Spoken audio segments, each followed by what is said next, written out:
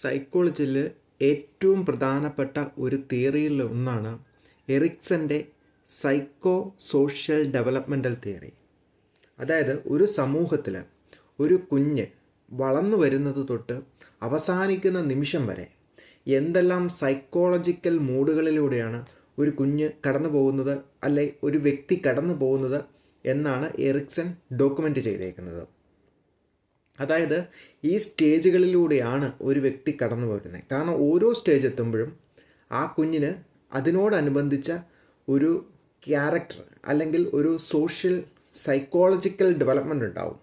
ആ ഡെവലപ്മെൻറ്റിനെ നമ്മൾ എങ്ങനെയാണ് പ്രൊമോട്ട് ചെയ്യേണ്ടതെന്നും അതിനെ പ്രൊമോട്ട് ചെയ്തില്ലെങ്കിൽ എന്ത് സംഭവിക്കും എന്നാണ് എറിക്സൺ തൻ്റെ സൈക്കോ സോഷ്യൽ ഡെവലപ്മെൻറ്റിലൂടെ പറഞ്ഞു തരുന്നത്. അതിൽ ഒന്നാമത്തെയാണ് ഇൻഫൻസി ഏജ് എന്ന് പറയുന്നത്. എറിക്സൺ പറയുന്നത് ജനിച്ച അന്ന് മുതൽ ഒരു 18 മന്ത് അല്ലെങ്കിൽ 18 മാസം വരെ അല്ലെങ്കിൽ 1.5 വയസ്സ് വരെ ഉള്ള ഒരു സമയമാണ്. അപ്പം ആ സമയത്ത് കൊച്ചിനുണ്ടാകുന്ന സ്വഭാവമാണ് അല്ലെങ്കിൽ കൊച്ച് ഡെവലപ്പ് ചെയ്യുന്ന മെൻ്റൽ സൈക്കോളജിക്കൽ ഡെവലപ്മെൻറ്റിന് പറയുന്നതാണ് ട്രസ്റ്റ് വേഴ്സ് മിസ്ട്രസ്റ്റ്. എന്താണ് ട്രസ്റ്റ് എന്ന് വെച്ചാൽ ആ കുഞ്ഞിന് ആരൊക്കെ കെയർ കൊടുക്കുന്നു, ആ കുഞ്ഞിനോട് ആരൊക്കെ ഒരുപാട് അടുത്ത് ഇടപെട്ട് അവൻ്റെ പേഴ്സണൽ ആവശ്യങ്ങൾ ആ സമയത്ത് നടത്തി കൊടുക്കുന്നു. അതായത് ആഹാരം, വസ്ത്രം മാറ്റൽ, ക്ലീൻ ചെയ്യൽ, കുളിപ്പിക്കൽ, ഇങ്ങനെയുള്ള കാര്യങ്ങൾ ആര് ചെയ്യുന്നു, ആ വ്യക്തികളുമായിട്ട് കൊച്ച് ട്രസ്റ്റ് ഉണ്ടാക്കും. അവരെ കൊച്ചിന് വിശ്വാസമാണ്, അവരിലേക്ക് കൊച്ച് ഇമോഷണലി കണക്റ്റഡ് ആവുക. ഇനി മിസ്ട്രസ്റ്റ്, ഇത് ചെയ്യാത്ത ആരെയും കൊച്ച് അംഗീകരിക്കത്തില്ല. അതായത് കൊച്ചിൻ്റെ ഉള്ളിൽ എത്ര പ്രായമായാലും തനിക്ക് ചെറുതായിരുന്നപ്പം ഈ സേവനങ്ങളൊക്കെ ചെയ്തു തന്ന വ്യക്തിയോട് അതിശക്തമായ സ്നേഹവും അത് ചെയ്യാത്ത വ്യക്തികളോട് താല്പര്യമില്ലായ്മയുണ്ടാവും. അതിന് ഉദാഹരണമാണ്, ഇപ്പം മാതാപിതാക്കളാണ് കുഞ്ഞിനെ നോക്കുന്നതെന്ന് വെച്ചോ, മാതാപിതാക്കൾ ഭയങ്കരമായിട്ട് അതിൻ്റെ ആവശ്യങ്ങൾക്ക് വേണ്ടിയിട്ട് നിൽക്കുകയും ഈ 1 തൊട്ട് 1.5 വയസ്സ് വരെ കെയർ ചെയ്യുകയാണെങ്കിൽ സ്വാഭാവികമായിട്ട് മാതാപിതാക്കളോട് ആ കൊച്ചിന് ബഹുമാനവും സ്നേഹവും ഉണ്ടാവും. ഇനി ഇത് മാതാപിതാക്കൾക്ക് പകരം ഗ്രാൻഡ് പേരൻസ് ആണ് ചെയ്യുന്നതെങ്കിൽ സ്വാഭാവികമായിട്ട് ഗ്രാൻഡ് പേരൻസിനോടായിരിക്കും കൊച്ചിന് അറ്റാച്ച്മെൻറ്റ്. അപ്പം സ്വാഭാവികമായിട്ട് മാതാപിതാക്കളോട് പിന്നീട് വലുതായി കഴിഞ്ഞാൽ എന്തായിരിക്കും കൊച്ചിന് തോന്നുന്നത്? മിസ്ട്രസ്റ്റാണ്, അവരെ താല്പര്യമില്ല. ഇൻറ്റേർണലി അവർ കൊടുക്കുന്ന കുറച്ച് സഹായവും അവർ കൊടുക്കുന്ന കുറേ കാര്യങ്ങളോടുമുള്ള സ്നേഹം അല്ലാതെ അവരോട് ഇമോഷണലി കൊച്ചിന് കണക്ഷനല്ല. ഇവിടെ ഇമോഷണലി കണക്ഷൻ ആരൊക്കെ ആ കുഞ്ഞിനെ സഹായിച്ചോ, ആരൊക്കെ ആ കുഞ്ഞിനെ കെയർ ചെയ്ത് കൊടുത്തോ അവരായിട്ട് മാത്രമേ കൊച്ച് കണക്റ്റഡ് ആവുള്ളൂ. അതുകൊണ്ടാണ് പേരൻസ് ആയിരിക്കണം ഒരു കുഞ്ഞിനെ ഒരു പരിധി വരെ നോക്കാനായിട്ട് ബാധ്യസ്ഥരും അവരുടെ കെയർ കിട്ടുകയും വേണം. അത് എല്ലാം നല്ല സ്നേഹത്തോടെ ചെയ്തു കൊടുക്കുകയും വേണം. അങ്ങനെ ചെയ്തു കൊടുക്കുന്നില്ലെങ്കിൽ പേരൻസുമായിട്ട് കൊച്ചിന് മിസ്ട്രസ്റ്റ് ഉണ്ടാവും. ഇനി രണ്ടാമതാണ് ടോഡ്ലർ. അതായത് 18 തൊട്ട് 3 വയസ്സ് വരെ. 18 തൊട്ട് 3 വയസ്സ് വരെ കൊച്ചിൻ്റെ ക്യാരക്ടർ എങ്ങനെ മാറും? അന്നേരം ഉണ്ടാകുന്നതാണ് autonomy versus shame and doubt. അപ്പം ഓട്ടോണമി എന്ന് പറഞ്ഞാൽ എന്താ? ഈ 1.5 വയസ്സ് തൊട്ട് ഒരു 3 വയസ്സ് വരെ കൊച്ചിനെ ഇൻഡിപെൻഡൻസി നമ്മൾ പഠിപ്പിക്കണം. അതായത് എല്ലാം കൊച്ചിന് ചെയ്തു കൊടുക്കരുത്. അപ്പം ഓരോ കാര്യങ്ങളും ആദ്യമേ ടോയ്ലറ്റ് പാറ്റേൺ, ഫുഡ് വാരി കഴിക്കുക, അങ്ങനെ സ്വന്തമായിട്ട് അവൻ്റേതായ എല്ലാ കാര്യങ്ങളും കൊച്ചിനെ കൊണ്ട് ചെയ്യാനുള്ള പ്രേരണ കൊടുക്കും. അങ്ങനെ ഓരോ കാര്യങ്ങളും കൊച്ച് ചെയ്ത് വരുമ്പം കൊച്ചിന് സ്വന്തമായിട്ട് ചെയ്യാനുള്ള അവൻ എന്ന അവബോധമുണ്ടായി ഓട്ടോണമി ഡെവലപ്പ് ചെയ്യും. അപ്പം ഓട്ടോണമി ഡെവലപ്പ് ചെയ്തില്ലെങ്കിലോ പല കാര്യങ്ങളും ചെയ്യാൻ കൊച്ച് ബുദ്ധിമുട്ട് വരുമ്പം, അത് ചെയ്യാതിരിക്കാനുള്ള ശേഷിയില്ലാതെ വരുമ്പം, അല്ലെങ്കിൽ ചെയ്യാനുള്ള കോൺഫിഡൻസ് ഇല്ലാതെ വരുമ്പം കൊച്ചിന് നാണക്കേടും ഡൗട്ടും ഉണ്ടാവും. Shame and doubt. അപ്പോൾ ഷെയിം ആൻഡ് ഡൗട്ട് എന്ന് പറഞ്ഞാൽ പിന്നീട് അങ്ങോട്ട് എന്ത് കാര്യവും ചെയ്യാനായിട്ട് കൊച്ചിന് ഒരു കോൺഫിഡൻസ് ഇല്ലായ്മയുണ്ടാവും. ഷെയിമും ഡൗട്ടുമാണ്. അപ്പം എന്ത് ചെയ്യണം? സ്വന്തമായിട്ട് എല്ലാ കാര്യങ്ങളും ചെയ്യിക്കാൻ പറ്റും, ഇൻഡിപെൻഡൻ്റ് ആകാനുള്ള ഒരു എഡ്യൂക്കേഷൻ കൊടുത്തുകൊണ്ടിരിക്കണം 3 വയസ്സ് വരെ. ഇനി പ്രീ സ്കൂൾ ചൈൽഡ്, അതായത് 3 to 6 years ഓഫ് ഏജ്, അവിടെ നമ്മൾ എന്താ ചെയ്യേണ്ടത്? ഇനിഷ്യേറ്റീവ് വേഴ്സ് ഗിൽറ്റ് എന്നാണ് ഈ സമയത്തിന് പറയുന്നത്. അപ്പം ഇനിഷ്യേറ്റ് ചെയ്യും, അതായത് കൊച്ച് ഓരോരോ കാര്യങ്ങൾ കൊച്ച് പ്രാക്ടീസ് ചെയ്യാൻ തുടങ്ങുക. ഇപ്പം പല ഇൻബോൺ എബിലിറ്റിയും മനസ്സിലാക്കുന്നത് ഈ 3 to 6 years ഓഫ് ഏജിലാണ്. ഇപ്പം ഉദാഹരണത്തിന് കൊച്ചിന് ഡ്രോയിങ്, പെയിൻറ്റിങ് ചെയ്യാൻ നല്ല കഴിവുള്ള ആളായിരിക്കും. ഇൻബോൺ എബിലിറ്റി ഒരുപാട് കാണും. അപ്പം ആ ഇൻബോൺ എബിലിറ്റിയുടെ ഭാഗമായിട്ട് കൊച്ച് എന്തായിരിക്കും ചെയ്യുന്നത്? കൊച്ച് ഒരു കാര്യം ഇനിഷ്യേറ്റ് ചെയ്യാൻ പോവുക. അപ്പം പെയിൻറ്റ് വരയ്ക്കാൻ തുടങ്ങുക. എവിടെയായിരിക്കും വരയ്ക്കുന്നത്? വീട്ടിലെ ഭിത്തിയിലായിരിക്കും. വീട്ടിലെ ഭിത്തിയിൽ വരയ്ക്കുമ്പം നമ്മൾ എന്ത് ചെയ്യും? നമ്മൾ കൊച്ചിനോട് ദേഷ്യപ്പെടുമ്പം കൊച്ചിന് എന്ത് തോന്നും? അയ്യോ, ഇതൊരു തെറ്റാണെന്ന് തോന്നും.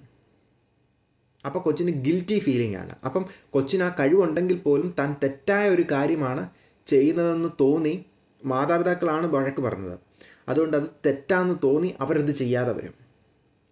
അപ്പം നമ്മൾ എന്താ ചെയ്യേണ്ടത്? നമ്മൾ ചാനൽ ചെയ്യണം. ഭിത്തിയെ വരയ്ക്കുന്ന കുഞ്ഞിനോട് ഒരു പേപ്പറും അല്ലെങ്കിൽ ഒരു ബോർഡ് വാങ്ങിച്ചു കൊടുത്ത് അതിൽ വരയ്ക്കാനായിട്ട് നിർദ്ദേശിക്കണം. അപ്പോൾ സ്വാഭാവികമായിട്ട് കൊച്ച് അതിൽ വരയ്ക്കും. അപ്പം അവന് പ്രോത്സാഹന, അവൻ്റെ സ്കില്ല് മനസ്സിലാക്കി, അവൻ്റെ ആഗ്രഹം മനസ്സിലാക്കി അവനെ കൊടുത്തിട്ട് എൻകറേജ് ചെയ്യുമ്പം കൊച്ചിന് എന്ത് ചെയ്യും? കൊച്ച് പ്രോത്സാഹനം കിട്ടുന്നത്. അപ്പോൾ കൊച്ചിനത് വരയ്ക്കാനുള്ള താല്പര്യവും ഇൻട്രസ്റ്റും കൂടും. അങ്ങനെ കൊച്ച് ഇനിഷ്യേറ്റ് ചെയ്യുക, ആ കാര്യം കൂടുതലായിട്ട് ചെയ്യാനായിട്ട് തുടങ്ങും. അത് ഏതെല്ലാം ഫീൽഡിലോട്ടാണോ കൊച്ച് സ്വയം കാണിക്കുന്നത് അവിടെ എല്ലാം പ്രോത്സാഹിപ്പിക്കുമ്പം കൊച്ച് സ്വാഭാവികമായിട്ട് ഇനിഷ്യേറ്റ് ചെയ്യാൻ തുടങ്ങും. നമ്മളതിനെ നിരുത്സാഹപ്പെടുത്തിയാലോ ദേഷ്യപ്പെട്ടാലോ വെച്ചോ അയ്യോ അത് ചെയ്യുന്നത് തെറ്റാന്നുള്ള ഗിൽറ്റി ഫീലിംഗ് കുഞ്ഞിൻ്റെ ഉള്ളിലുണ്ടാവും. അപ്പം ഒന്നല്ലേ നിങ്ങളുടെ കൊച്ചിന് ട്രസ്റ്റ് ഉണ്ടാവും,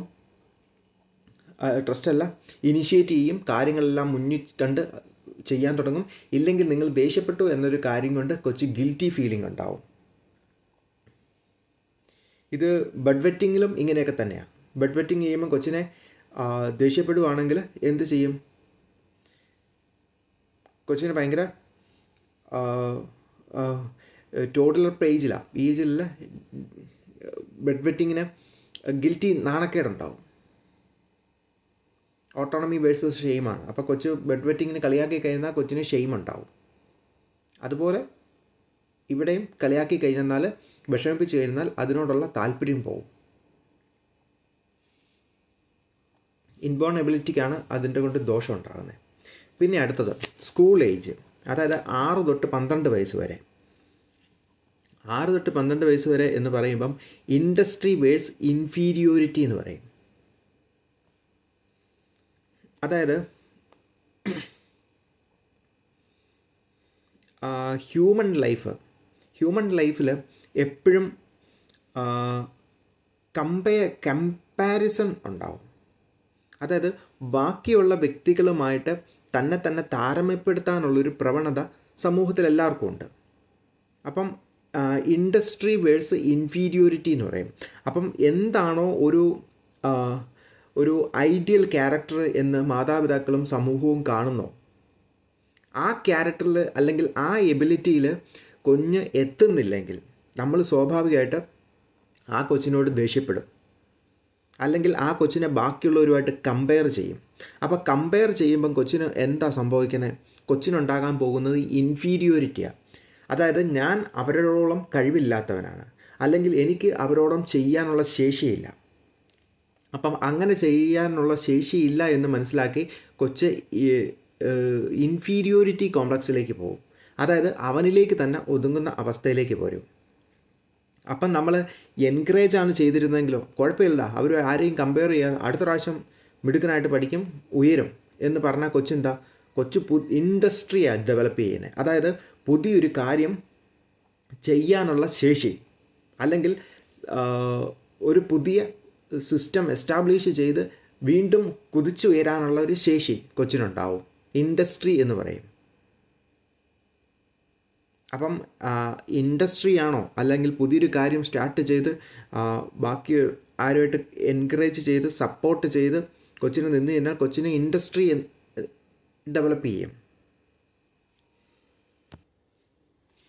ഇൻഡസ്ട്രി എന്ന് പറഞ്ഞാൽ സ്വന്തമായിട്ട് കഴിവ് ഡെവലപ്പ് ചെയ്ത് ഒരു സമൂഹത്തിൻ്റെ ഒരു ഭാഗമായി മാറാനുള്ള കഴിവിനാണ് ഇൻഡസ്ട്രി എന്ന് പറയുന്നത്. ഈ ഇൻഡസ്ട്രി ഇങ്ങനെ കഴിവ് ഡെവലപ്പ് ചെയ്ത് രക്ഷപ്പെടാനായിട്ട് കൊച്ചിന് കഴിവില്ലെങ്കിൽ എന്ത് പറ്റും? കൊച്ച് ഇൻഫീരിയർ ആവും. അതിന് കമ്പാരിസൺ ആണ് അതിൻ്റെ ഏറ്റവും വലിയൊരു കാരണം. അപ്പം അവരെക്കാളും ഞാൻ കുറഞ്ഞവനാണ് എന്ന തോന്നലുണ്ടായി കൊച്ച് ഇൻഫീരിയോറിറ്റിയിലേക്ക് പോവും. മറ്റുള്ളവരുമായിട്ട് കമ്പയർ ചെയ്യുമ്പോൾ തനിക്ക് അത്രയും കഴിവില്ല എന്നോർത്ത് ഇൻഫീരിയോറിറ്റിയിലേക്ക് പോവും. സ്വയം ഒരു ഇൻഡസ്ട്രി പോലെ, അതായത് പല കാര്യങ്ങൾ കൂട്ടിയിണക്കി ഒരു നല്ല പുതിയ ആശയത്തോടു കൂടി വളർന്ന് സക്സസ് ആകാൻ കൊച്ചിന് കഴിയാതെ വരും. ഇനി അടുത്താണ് അഡോൾസൻസ്. അതായത് 12 തൊട്ട് 20 വയസ്സ് വരെ കൊച്ചിന് ഉണ്ടാകുന്ന അല്ലെങ്കിൽ ഒരു വ്യക്തിക്ക് ഉണ്ടാകുന്ന പ്രത്യേകതയാണ് ഐഡൻറ്റിറ്റി വേഴ്സ് റോൾ കൺഫ്യൂഷൻ. അതായത് ഇതൊരു ക്രൂഷ്യൽ ഏജാണ്.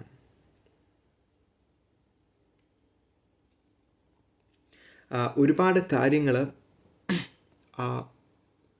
ഡെവലപ്പ് ചെയ്തെടുക്കുന്ന സമയമാണ്. അതായത് സ്വന്തമായിട്ട് എവിടെ എത്തണം, സ്വന്തമായിട്ട് എങ്ങനെ ആയിത്തീരണം, എന്തിനു വേണ്ടി പരിശ്രമിക്കണം, സമൂഹത്തിൽ എന്തായിട്ടാണ് താൻ ആകാൻ പോകുന്നത് എന്നുള്ള കാര്യങ്ങളെല്ലാം കൊച്ച് ഒരു ഐഡൻറ്റിറ്റി ഫോം ചെയ്യുന്ന സമയമാണ്. അപ്പം ഐഡൻറ്റിറ്റി ഫോം ചെയ്യുമ്പം കൊച്ചിൻ്റെ ഫ്രണ്ട്സ്, ഇൻഫ്ലുവൻസ് കാര്യങ്ങളൊക്കെ അതിനെ കുഞ്ഞിനെ ഇൻഫ്ലുവൻസ് ചെയ്യും. അതായത് 2 കാര്യങ്ങളിലൂടെ ഐഡൻറ്റിറ്റി ഫോം ചെയ്യും. ഒന്ന് കുഞ്ഞിൻ്റെ പേഴ്സണൽ എക്സ്പീരിയൻസ് കൊണ്ട്, അതായത് പല കാര്യങ്ങളും കണ്ട് മനസ്സിലാക്കുക, ഡോക്ടർമാരുടെ സേവനം, കളക്ടർമാരുടെ സേവനം, ഇങ്ങനെയൊക്കെ കണ്ട് തനിക്ക് ഭാവിയിൽ ആരായി തീരണമെന്ന് സ്വന്തമായിട്ട് കൊച്ചു ഒരു ഐഡിയ ഡെവലപ്പ് ചെയ്യുക. പക്ഷേ ഈ ഐഡിയയുടെ ഒരു പ്രശ്നമുള്ളത്, ഇത് അവനെക്കുറിച്ച് തന്നെ എല്ലാ കാര്യത്തിലും അവബോധം ഉണ്ടാകണമെന്നില്ല. അപ്പോൾ ഇങ്ങനെയുള്ള സാഹചര്യങ്ങളാണ് ഒരു മെൻറ്ററുടെ ആവശ്യം ഉള്ളത്. കാരണം കുഞ്ഞ് തന്നെ ഒരു തീരുമാനം എടുക്കുക.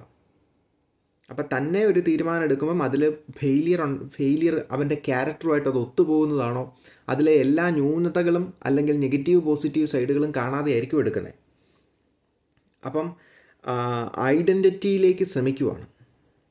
അപ്പം ഏത് രീതിയിലുള്ള ഐഡൻറ്റിറ്റിയാണ് ഫോം ചെയ്യുന്നതെന്ന് കൊച്ചിന് നല്ല അവബോധം ഉണ്ടാകണം. കാരണം ആൾക്കാരുടെ ഇൻഫ്ലുവൻസ് കൊണ്ടുണ്ടായതാണോ, അതായത് സ്വന്തമായ പേഴ്സണൽ ഇഷ്ടങ്ങൾ കൊണ്ടുണ്ടായതാണോ, ആ ഫീൽഡിനെക്കുറിച്ച് പഠിച്ചിട്ടെടുത്തതാണോ, അങ്ങനെയൊക്കെയാണ് ഐഡൻറ്റിറ്റി ഉണ്ടാകേണ്ടത്. എന്തായി തീരണം എന്നുള്ള അവബോധം.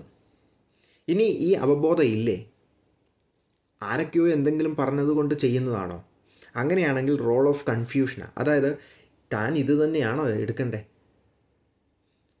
എന്തിലെത്തിച്ചേരണമെന്ന് ഒരു ഫിക്സ്ഡ് തീരുമാനം എടുക്കാൻ പറ്റാത്ത അവസ്ഥയ്ക്കാണ് കൺഫ്യൂഷൻ എന്ന് പറയുന്നത്.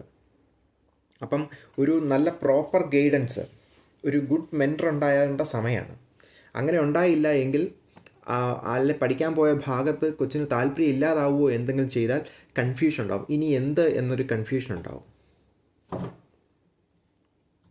അങ്ങനെ കൺഫ്യൂഷൻ സ്റ്റേജിലേക്ക് പോവുകയാണെങ്കിൽ അതൊരു ഫെയിലിയറായി പോവും. ഐഡൻറ്റിറ്റി ഡെവലപ്പ് ചെയ്തിട്ടാണ് പോകുന്നതെങ്കിൽ അതൊരു സക്സസ് ആയി പെട്ടെന്ന് ഒരു ഫോക്കസ്ഡ് ഗോൾ മൈൻഡഡ് ലൈഫ് ഉണ്ടാവും. ഇനി അടുത്തതാണ് 20 to 35 ഇയേഴ്സ് ഓഫ് ഏജ്, അല്ലെങ്കിൽ ഏർലി അഡൾട്ട്ഹുഡ് എന്ന് പറയും.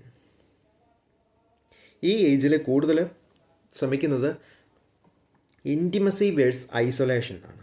അതായത് ഇൻറ്റിമേറ്റ് റിലേഷൻഷിപ്പിന് പ്രാധാന്യം കൊടുക്കും. ഇൻറ്റിമേറ്റ് റിലേഷൻഷിപ്പ് എന്ന് പറഞ്ഞാൽ ലവ്, അഫെക്ഷൻ, അങ്ങനെയുള്ള കാര്യങ്ങൾ. ഒരു പാർട്ട്ണറെ തേടും, വൈഫ്, ഹസ്ബൻഡ്, അങ്ങനെയുള്ള കാര്യങ്ങൾ തേടും. ഒരു ഫാമിലി ലൈഫിലേക്ക് സെറ്റിൽ ചെയ്യും. ലവിന് വേണ്ടിയിട്ടുള്ള സ്നേഹം ഉണ്ടാവും, അഫെക്ഷൻ ഉണ്ടാവും. അങ്ങനെയുള്ള കാര്യങ്ങൾ ഉണ്ടാകുന്ന സമയമാണ് 20 to 35 ഓഫ് ഏജ് എന്ന് പറയുന്നത്. അപ്പം ആ സമയത്താണ് ഈ ഇൻറ്റിമസി ഉണ്ടാകുന്നത്. അപ്പം ഇൻറ്റിമസി ഉണ്ടാകുന്നില്ലെങ്കിൽ,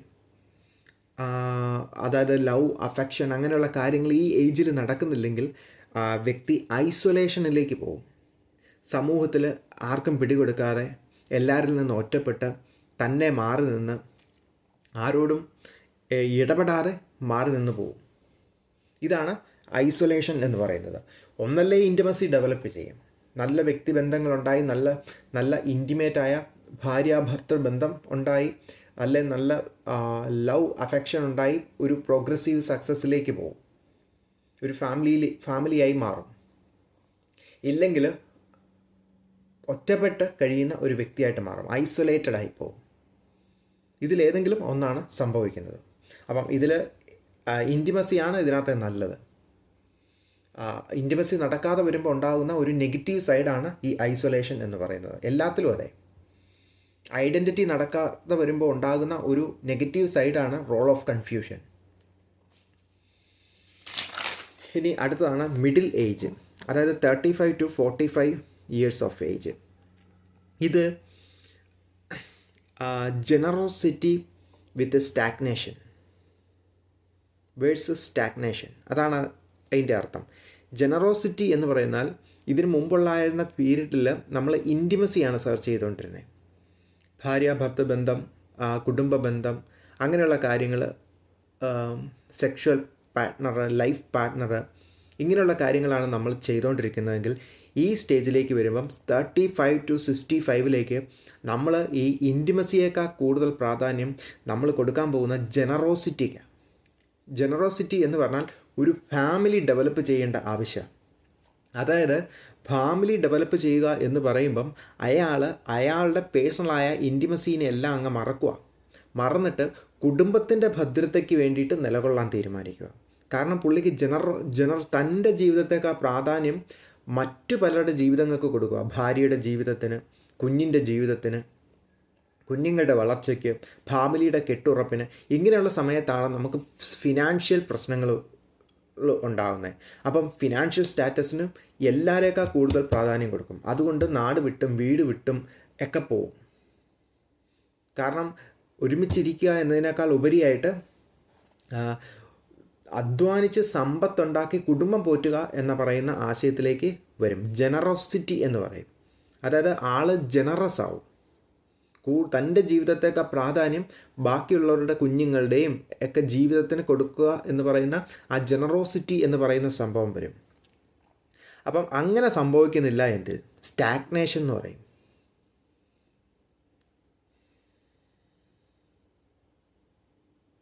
അതായത് സ്റ്റാഗ്നേഷൻ എന്ന് പറഞ്ഞാൽ ഒരു ഡിപ്രസ്ഡ് സ്റ്റേജാണ്. അതായത് ആകെ ബുദ്ധിമുട്ടാവുക. സ്റ്റാഗ്നേഷൻ എന്ന് പറഞ്ഞാൽ lack of activity, progress, growth, ഇങ്ങനെയുള്ള കാര്യങ്ങളൊന്നും ഇല്ലാത്തൊരു വ്യക്തിയായിട്ട് പോവുക. അതായത് അയാൾക്ക് വ്യക്തിപരമായിട്ട് വികസനമില്ല, കുഞ്ഞുങ്ങളെ നോക്കാനുള്ള ശേഷിയില്ല, കുടുംബം പുലർത്താനുള്ള ശേഷിയില്ല. അങ്ങനെയൊക്കെ ആവുമ്പം ആകെ ഒറ്റപ്പെട്ട് ഒരു വളർച്ചയില്ലാതെ അവിടെ തന്നെ നിന്ന് വട്ടം ചുറ്റുന്ന ഒരു വ്യക്തിയായിട്ട് മാറി, ആർക്കും വേണ്ടാത്ത ഒരു വ്യക്തിയായിട്ട് മാറി വികസനമില്ലാതെ പോവുക. അതായത് പുള്ളിക്ക് ഒരു വിധത്തിലും മുന്നോട്ട് വരാനുള്ളൊരു ശേഷി കിട്ടുന്നില്ല. ഇതാണ് സ്റ്റാഗ്നേഷൻ. അതായത് സ്റ്റാഗ്നേഷൻ്റെ ഏറ്റവും നല്ലൊരു വേർഡ് എന്ന് പറഞ്ഞാൽ മഴവെള്ളം വീണ് അവിടെ മാത്രം കടന്ന് ജീവിക്കുന്ന അവസ്ഥയ്ക്കാണ് അങ്ങനത്തെ ഒരു സ്റ്റേജിനാണ് സ്റ്റാഗ്നേഷൻ എന്ന് പറയുന്നത്. എന്നാൽ വലിയ ജലാശയം പുറത്തുണ്ട്, അതുമായിട്ട് കണക്റ്റഡ് ആയാൽ മാത്രമേ ഇതിന് ഒരു ലൈഫ് ഉണ്ടാകത്തുള്ളൂ. അപ്പം അങ്ങനെ ഒറ്റപ്പെട്ട് അവിടെ മാത്രം കടന്ന് ജീവിച്ചു പോകുന്നതിനാണ് സ്റ്റാഗ്നേഷൻ എന്ന് പറയുന്നത്. വളർന്ന് ബാക്കിയുള്ളവർക്ക് വേണ്ടി ജീവിക്കാൻ തയ്യാറായില്ലെങ്കിൽ അതിൻ്റെ പുറകിലെടുക്കുന്ന അടുത്ത സ്റ്റേജ് എന്ന് പറയുന്നത് സ്റ്റാഗ്നേഷനാണ്. ഒന്നല്ലേ ജനറോസിറ്റി ഉണ്ടായി വളർന്ന് വികസിച്ച് രക്ഷപ്പെടും, കാരണം ബാക്കിയുള്ളവർക്ക് വേണ്ടി ജീവിക്കാൻ തരാം. ഇല്ലെങ്കിൽ അവർക്ക് വേണ്ടി മാത്രം ജീവിക്കുന്ന ഒരു വ്യക്തിയായിട്ട് ആ ഇട്ടാവട്ടത്തിൽ മാത്രം ജീവിച്ച് തീർന്നു പോകുന്ന അവസ്ഥയാണ് സ്റ്റാഗ്നേഷൻ എന്ന് പറയുന്നത്. ജനറോസിറ്റി ഉണ്ടായില്ലെങ്കിൽ സ്റ്റാഗ്നേഷൻ ഉണ്ടാവും. ഇനി ഏറ്റവും ലേറ്റർ സ്റ്റേജിൽ പറയുന്ന സംഭവമാണ്, അതായത് ഒരു 65 വയസ്സിന് ശേഷം ഒന്ന് ഈഗോ ഇൻറ്റഗ്രിറ്റി വേഴ്സ് ഡെസ്പയർ. നമുക്കറിയാം അയാൾ ജീവിതത്തിൽ ഇതുവരെ ചെയ്തേക്കുന്ന കാര്യങ്ങളെ അനലൈസ് ചെയ്യുന്ന സമയമാണ്. ഒരു 65 വയസ്സാവുമ്പം തൻ്റെ ജീവിതം സക്സസ് ആയിരുന്നോ, മക്കൾ രക്ഷപ്പെട്ടോ, കുടുംബജീവിതം നല്ലതായിരുന്നോ, സമൂഹത്തിന് വേണ്ടി ജീവിക്കാൻ പറ്റിയോ, സാമ്പത്തിക ഭദ്രത ഉണ്ടായോ, എല്ലാ കാര്യങ്ങളിലും തനിക്ക് അഭിമാനിക്കാൻ വകയുള്ള രീതിയിലാണോ ചെയ്തു തീർത്തത്?